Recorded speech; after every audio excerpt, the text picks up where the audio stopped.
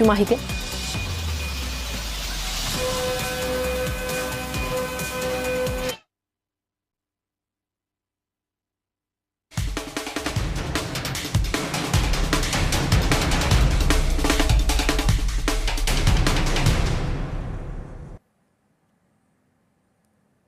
नमस्कार, मी सिद्धेश ताकवले आणि आपण पाहताय जय महाराष्ट्र बुलेटिन मध्ये आपलं सगळ्यांचं स्वागत. बुलेटिनच्या सुरुवातीलाच घेऊयात काही राजकीय घडामोडींचा वेगवान आढावा राजकारण सुपरफास्ट मधून. ज्येष्ठ समाजसेवक अण्णा हजारे यांनी सध्याच्या फोडाफोडीच्या राजकारणावरती तीव्र नाराजी व्यक्त केली आहे. पक्ष बदलणाऱ्या नेत्यांमध्ये ध्येयनिष्ठा नसते, केवळ स्वार्थ असतो आणि वैयक्तिक हित साधण्यासाठीच लोक पक्ष बदलत असतात, असा टोला अण्णा हजारे यांनी लगावला.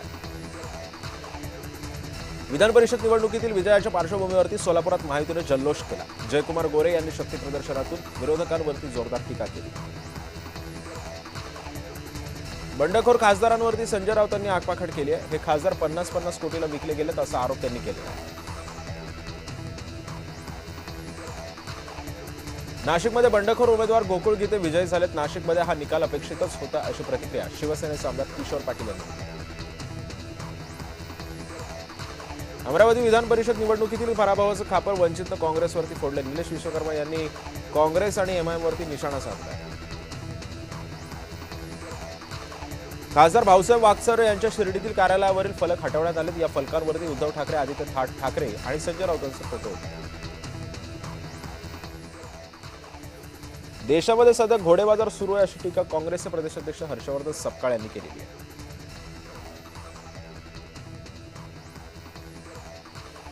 ऑपरेशन टायगर यशस्वी झाले. ठाकरेंच्या 6 बंडखोर खासदारांनी शिवसेनेमध्ये प्रवेश केला. उपमुख्यमंत्री एकनाथ शिंदेच्या उपस्थितीमध्ये हा पक्ष प्रवेश झाला.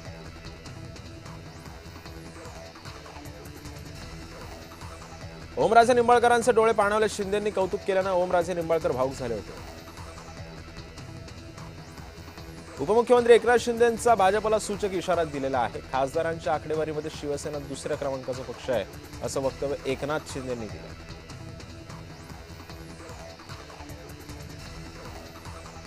ऑपरेशन टायगर यशस्वी झाले. देशाच्या हितासाठी महायुतीला खासदारांची गरज आहे असं मत व्यक्त करत एकनाथ शिंदेंनी आमदारांचं ऑपरेशन करू नये असा अप्रत्यक्ष सल्ला भाजपचे आमदार आशिष देशमुख यांनी दिला. संजय राऊतांनी बंडखोरांवरती टीका केली. गद्दारांना भूमिका असते का सवाल उपस्थित संजय राऊतांनी केलेला आहे. आमच्या सोबत 6 वाघ आहेत, कोणी आमच्या वाटेला जाऊ नका असं आव्हान उपमुख्यमंत्री एकनाथ शिंदेंनी उद्धव ठाकरेंना दिलं. सोबत आलेला प्रत्येक खासदाराला निवडून आणणार आहे असं वक्तव्य आता करण्यात आलं. विकासाचं कारण आणि विकास निधी कमी पडू देणार नाही असं वक्तव्य एकनाथ शिंदेंनी दिलं. नवी मुंबईतील हार्बर लाईन वरील रेल्वे स्थानकांच्या हस्तांतरणाचा मागील 18 वर्षांपासून प्रलंबित प्रश्न मार्गी लागला. नवी मुंबईतील तरघर, बामणडोंगरी आणि खारकोपर रेल्वे स्थानकांचं हस्तांतरण झालंय. खासदार नरेश म्हस्केंच्या पाठपुराव्याला अखेर यश आलं.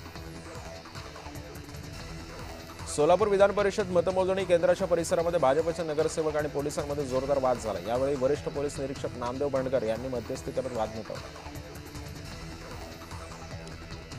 उभाटाच्या आमदारांची बैठक संपन्न झाली. ठाकरेंच्या बैठकीला 4 आमदारांनी दांडी मारली. आमदार संजय दरेकर, राहुल पाटील, संजय पोतनीस आणि सुनील शिंदे या बैठकीला उपस्थित होते.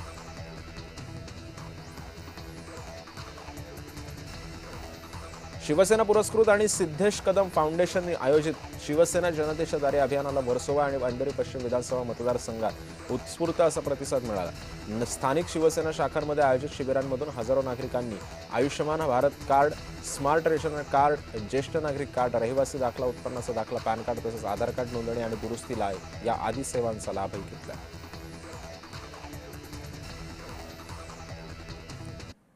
आणि यानंतर घेऊयात गावखेड्यातील बातम्यांचा वेगवान आढावा गावगाडा सुपरफास्ट मधून. भिवंडीमध्ये आकाशात सुंदर इंद्रधनुष्याचं दर्शन झालं. इंद्रधनुष्य दिसल्यानं नागरिकांमध्ये उत्साहाचं वातावरण पाहायला मिळालं. इंद्रधनुष्यामुळे पावसाच्या आगमनाची चाहूल आता अखेर लागलेली आहे.